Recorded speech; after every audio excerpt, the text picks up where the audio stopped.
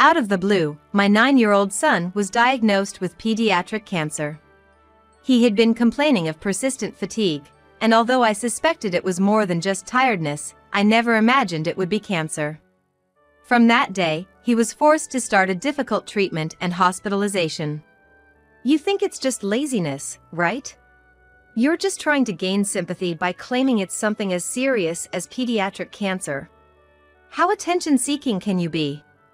Even when I told my husband about our son's illness, he didn't take it seriously. He kept saying he was too busy with work and never once visited our son in the hospital. My mother-in-law insisted that household chores were a wife's duty and did nothing but complain. Then one day, my husband and mother-in-law, who had never visited before, showed up in our son's hospital room. You know, cancer can be cured with vitamins. What? There are tons of testimonials online about miraculous cancer cures with vitamins. There's this one about stage 4 cancer disappearing in a week. So I'll cure our son's cancer. He grabbed the orange juice our son was drinking and poured it over his head. I'm off to a spa trip with your mother for a week. Make sure you're cured by the time we're back. Both my son and I were speechless with disbelief. As soon as they left the room, my son, freed from his fear, broke down crying. Cure cancer with vitamins? What nonsense! And who pours liquid over a sick person like that? Fueled by an unbelievable anger, I resolved to seek revenge on them. As a result, a shocking truth awaited them when they returned a week later. I married my first husband at 26. He was 4 years older and had been my tutor when I was studying for school exams. We reconnected as colleagues at the same company. And gradually started talking about the future, leading to our marriage. The following year, our son was born. Just when we thought we were starting a new chapter as a family, my first husband passed away from an illness. Despite feeling unwell, he had delayed seeing a doctor due to work. One day, he collapsed at work and was later diagnosed with cancer. He began treatment immediately, but the disease progressed rapidly, and he passed away 3 months later.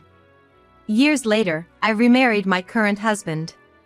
At first, I was worried about how my son would get along with a stepfather. However, my husband and son gradually grew closer, and one day, my son asked if he could call him Dad. Surprised, my husband and I realized that was our answer and decided to get married. The meeting with my in-laws went smoothly, and they adored my son as their own grandson. While my husband was marrying for the first time, I was remarrying, so we had a wedding ceremony and reception with close family and friends. It was a warm and heartening event, despite the joke I made with a friend about having a wedding ceremony twice. On the surface, my husband's family seemed happy, but things were different on the inside. My husband had a younger brother who was married and living with the in-laws. My husband, having moved out for work, always said he never thought of marriage. His brother, being more serious, had decided to take over the family home and was living there with his wife. My mother-in-law didn't get along with my sister-in-law and always complained about her. I didn't want to take sides. I didn't want to make a judgment based solely on my mother-in-law's side of the story, but at the same time, I couldn't bring myself to ask my sister-in-law directly about the real situation. I just nodded along and mostly ignored my mother-in-law's constant complaints. But maybe that wasn't the best approach, as she started spending more and more time at our house. She found excuses to stay overnight, and before I knew it, she was practically living with us half the month. Eventually, she even started bringing her personal belongings and settled in for good. She became increasingly overbearing, acting like she owned the place. At first, she seemed like a kind and understanding mother-in-law to me and my son. But gradually, it became clear she was engaging in the classic mother-in-law bullying. Before I remarried, I worked part-time, supported partly by my late husband's inheritance. Even after remarrying, I continued working part-time to contribute to our finances. Considering my son's future, having more money is definitely better. But my mother-in-law started implying that my husband's earnings were insufficient and urged me to quit my job. After all, you're a mother. You should prioritize raising your child. I never neglected my son because of my job. We had been managing just fine. Then she started making snide remarks to my son. It's because of you that your mother struggles. Your new dad must be embarrassed by you. She even forced him to do schoolwork meant for middle schoolers, way beyond his grade level. He's still at an age where he hasn't even learned the basics, and yet they're making him do middle school level workbooks. Of course, he couldn't answer a single question and ended up crying. She would take away his meals, complaining about his crying and saying, "Boys shouldn't cry so much." My son began to fear her and avoided being alone with her. What an unlovable kid. It's because he lacks a mother's love that he's not adorable. What kind of upbringing is this? She would say within earshot of my son, making him apologize to me often. It must have been heartbreaking for him to think he was the cause of my troubles.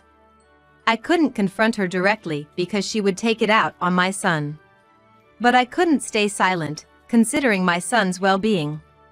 When my husband, who was often away for work, came home, I told him everything. But my husband said that his mother would never say such things and certainly wouldn't do anything terrible to the children, completely dismissing what I said. My mom would never say or do such things to a child. Are you sure you're not being too harsh on her? What? She's complained about you not doing your household duties properly. We can live on my salary alone, so focus on your household responsibilities. I was accused of forcing housework on my aging mother-in-law, something completely foreign to me. I never demanded her to do any chores. In fact, I'd never seen her lift a finger around the house. She just sat there, ordering me around. She complained about the food but never showed me how she preferred it to be cooked. I'm not a mind reader. How am I supposed to know a taste I've never experienced? I wanted to retort so many times, but always held back, fearing my son would become her target. Gradually, my husband also started to become cold and indifferent towards me and our son. Even that indifference would have been bearable if it were just that. Sometimes, he'd suddenly lose his temper as if possessed by another personality. Though he never hit us, he'd throw things, and one time something hit my son. My son was crying in pain and fear, and my husband just told him to stop crying and dragged him outside to the yard.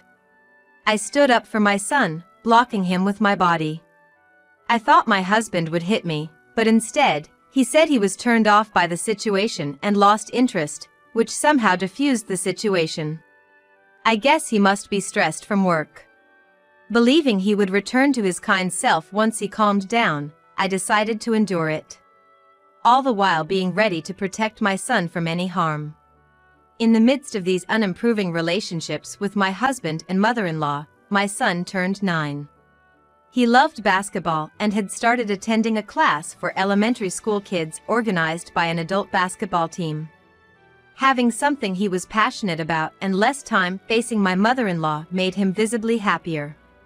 Then one day, he started feeling unwell. I thought he had just overexerted himself in basketball, so I let him skip class, but his condition didn't improve even after a week. In fact, it seemed to get worse. I took him to the pediatrician who had been looking after him since he was little, and they suggested we go to a larger hospital for thorough testing. I knew nothing about big hospitals, having never been sick or injured, except when my late first husband was treated. The pediatrician, having connections, wrote us a referral. He urged us to go as soon as possible, preferably the next day. I later learned that without a referral, there's an extra charge for the first visit at a big hospital. I was relieved we had the doctor's help, but terrified that my son might have a serious illness. When I told my husband, I asked him to come with us, but he refused. It's probably just him faking it. Did something happen at school? If you believe every little thing a kid says, no amount of money will be enough. Big hospitals are expensive, right? You handle it with your part-time earnings. I've heard that children sometimes use fake illnesses to rebel against their parents. But would a child use a fake illness to reduce their appetite? And would they continue that state for an entire week? Even adults who fast to make a statement find a week quite lengthy. It requires more than ordinary resolve to do so. Anyway, my son's illness lasting a week definitely meant something was wrong. I had no problem paying with my part-time earnings and declared to my husband that I would take our son by myself. He just said, "Do whatever you want," and was quite grumpy that evening. The next day at the hospital, they prepared for the worst-case scenario. "What's the worst case?" I asked the doctor. "Pediatric cancer," he replied. He mentioned symptoms like not being able to differentiate it from a cold, abdominal pain, and sudden weight loss, and asked if I had noticed anything. Then my son revealed that his joints had been hurting for a while. "Why didn't you tell me?"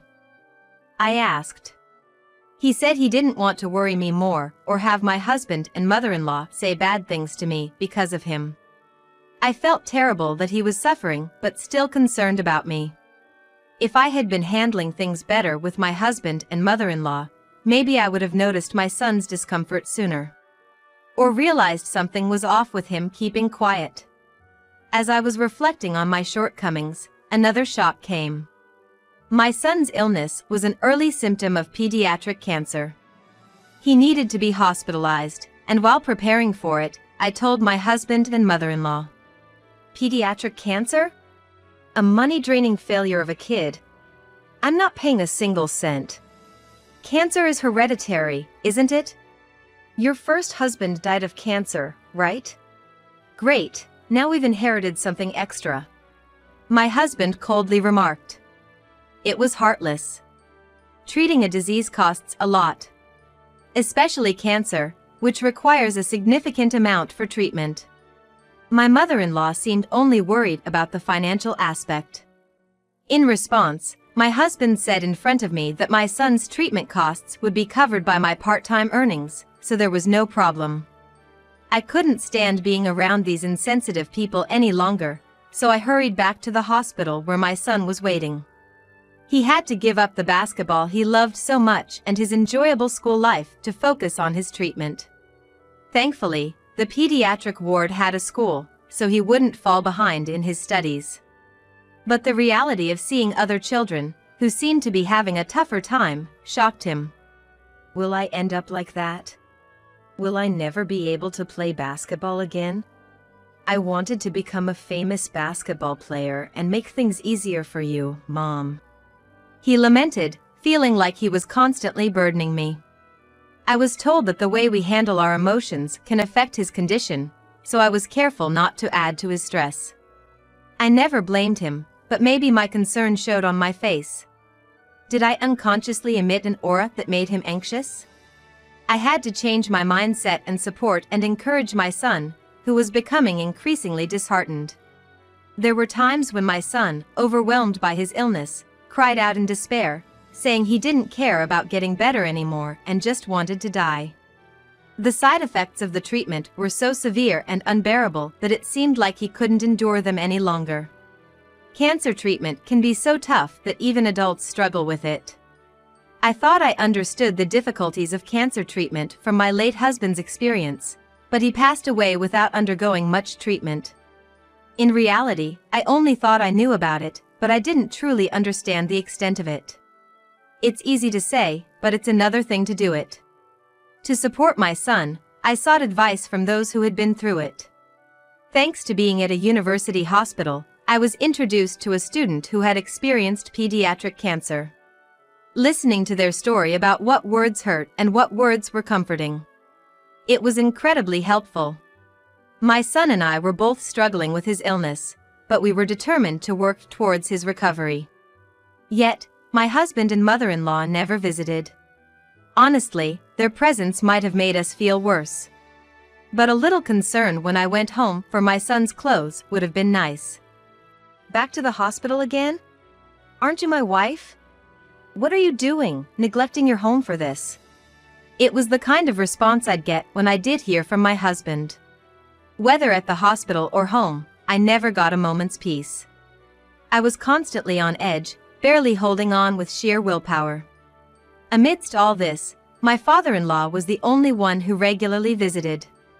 His concern for my son and me, along with his light-hearted conversations, allowed us to forget our harsh reality for a while.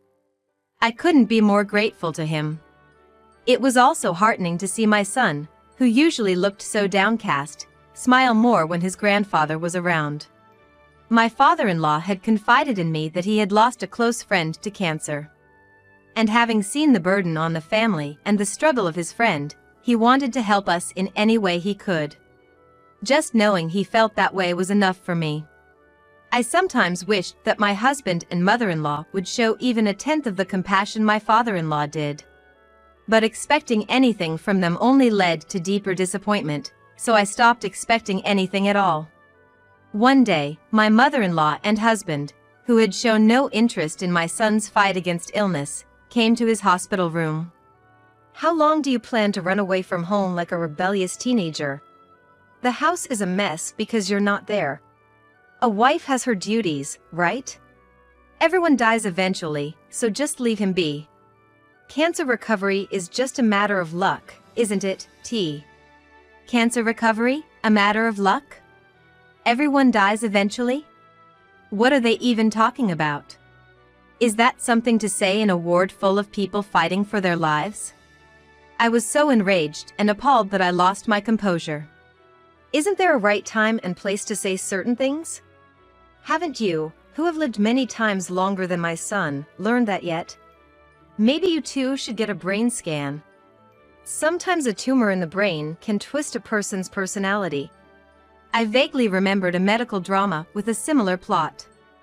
I said it confidently, hoping to scare them a bit. "Are you insulting the mother who raised me?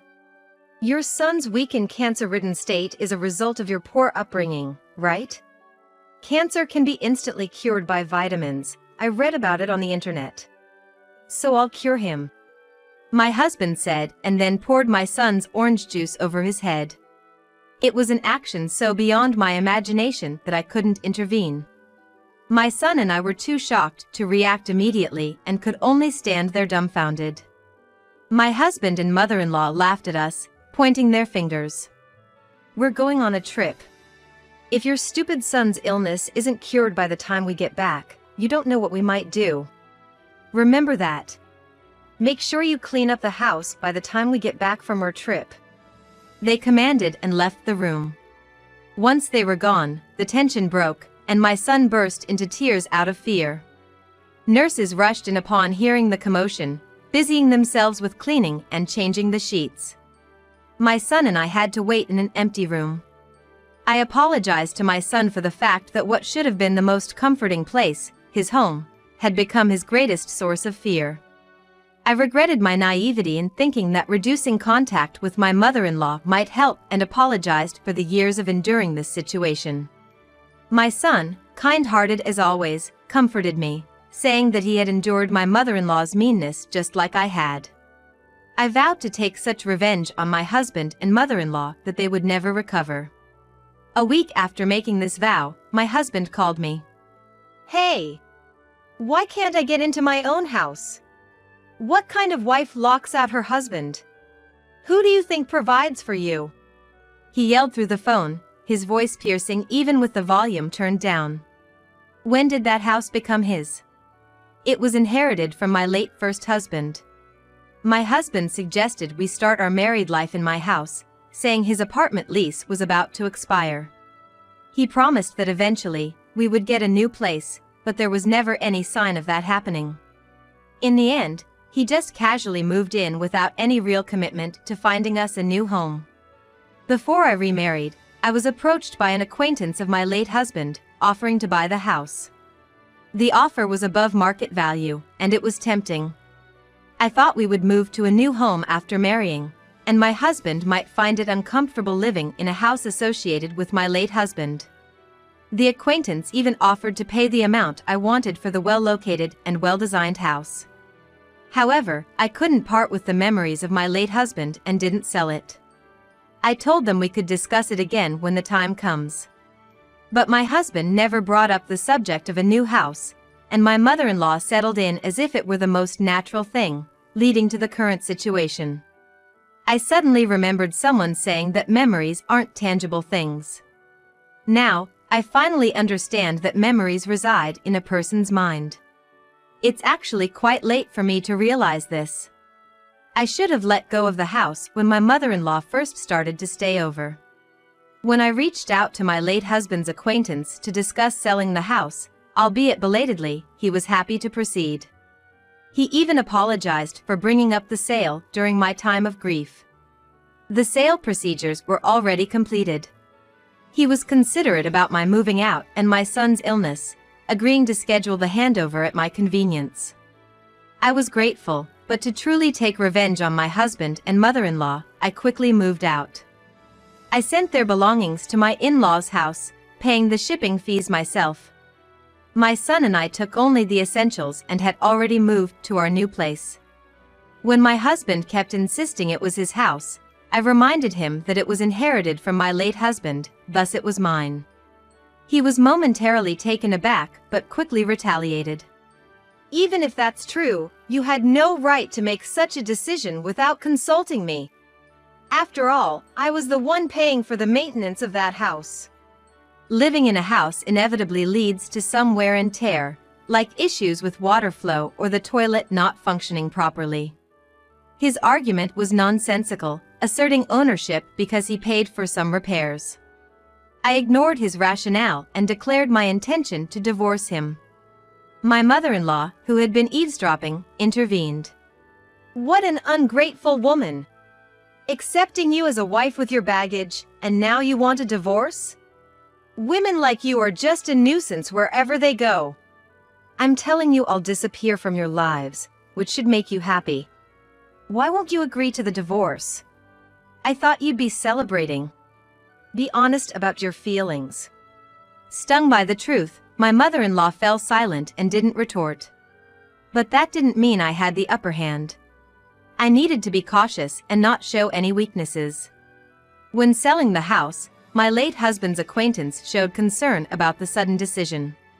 I confessed that I had planned to sell the house once I found a new place with my current husband. The delay was due to my husband dragging his feet and my mother-in-law's imposing presence. I had given up on fixing my relationship with my mother-in-law long ago. I had hoped my husband would return to the man he was when we met, which led to my indecisiveness. The acquaintance sympathized with my situation and introduced me to a competent lawyer. The lawyer was very supportive and said we should divorce for the happiness of my son and me. I proceeded with the divorce through the lawyer, and my husband eventually agreed to it. The reason for my late husband's acquaintance's kindness was that he was an executive in a company, and one of their clients was the company where my husband worked. Moreover, my husband was the manager in charge of that account. When the acquaintance requested a change in the representative, my husband's bosses interrogated him about any misconduct. The client company was important, and they didn't want to lose them. However, my husband denied any wrongdoing. His superiors, who had heard unfavorable rumors about him, conducted an internal investigation. It was revealed that my husband, along with my mother-in-law, had been treating my son terribly. Apparently, my husband had been spreading rumors among his subordinates and colleagues, saying that his stepchild was weak, stupid, and useless. My husband had been bragging to his colleagues and subordinates about how he had poured orange juice over my son's head because he supposedly had pediatric cancer. "I'm awesome for doing that," he boasted. A suspicious subordinate checked the website my husband mentioned, which turned out to be a dubious online store claiming that cancer could be cured with vitamins. Recently, the news reported that the site's operator had been arrested after many victims came forward. It was one of those organizations selling miracle water at a high price. When called in by his boss, my husband was defiant. "What does this have to do with the company? What I do to the kid doesn't affect my work." He even bragged about how he had been treating my son, claiming it was just discipline. The company pointed out that his behavior was too far removed from common decency and too risky to continue employing him in today's society, leading to his dismissal. Later, my husband heard a rumor from a former subordinate that the executive of the client company knew me. In reality, the acquaintance was a friend of my late husband, but rumors often get twisted. Panicked, my husband came to me for help, showing up at my workplace, which was nothing but a nuisance. Apparently, my late husband's acquaintance had been making things difficult for my ex-husband's re-employment. Even without the acquaintance's intervention, the reason for leaving his last job would have to be explained. Being fired usually implies a significant reason. I told my desperate husband, who had only come to me when in trouble, that he was reaping what he sowed, and sent him away.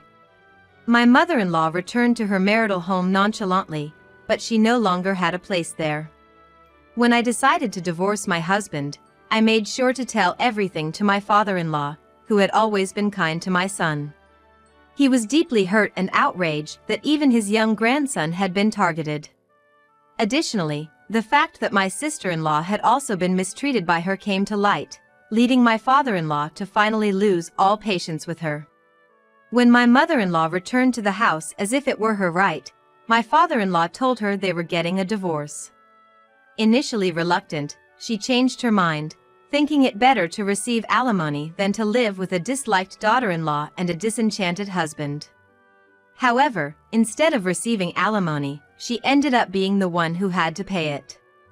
My sister-in-law demanded compensation for the mental distress caused by her. My ex-husband, who had been staying at the house as a temporary arrangement, was also kicked out after my father-in-law discovered his cruel treatment of me and my son. My mother-in-law now lives in a cheap apartment, seemingly rotting away with my ex-husband. He struggles to find steady employment, resorting to day-to-day labor to make ends meet. My mother-in-law, having been a housewife for many years, refuses to work, leading to constant fights between the two. They blame each other, and their quarrels are so loud that they've received police warnings for noise complaints several times. In reality, both are to blame. My mother-in-law instigated the issues, and my husband was complicit by participating. Given her rotten nature, she seems likely to survive stubbornly, regardless of how low her living conditions fall. After everything was settled, my father-in-law visited my son. And I once apologized deeply for what his wife and son had done. He hoped for our future happiness and discreetly offered me some money as compensation for the trouble caused. I initially refused, but he insisted, saying he couldn't be there until my son's full recovery, so I gratefully accepted. Following the divorce, my son began to feel relieved from the fear of my mother-in-law and husband, and his mental state started stabilizing. Being able to take a positive outlook, his condition improved, as noted by his doctor. Setting goals for himself, he stopped complaining about the tough treatments. His efforts paid off, and he was granted temporary discharge from the hospital. If there are no issues, we can gradually return to normal life while continuing the treatment. Soon, his condition becomes more stable. Though there are restrictions, he can start attending school again. He might still need occasional hospitalization, but it's no longer for extended periods like before. My son is setting goals for himself, like things he wants to do and foods he wants to eat once he's discharged and after the treatment ends, all aiming towards complete recovery. The school has been understanding about his illness, and many students are genuinely kind to him, which gives me peace of mind when sending him off to school. I feel relieved and happy seeing him slowly but surely showing signs of recovery. Moving forward, I am determined to work hand in hand with my son to grasp even greater happiness.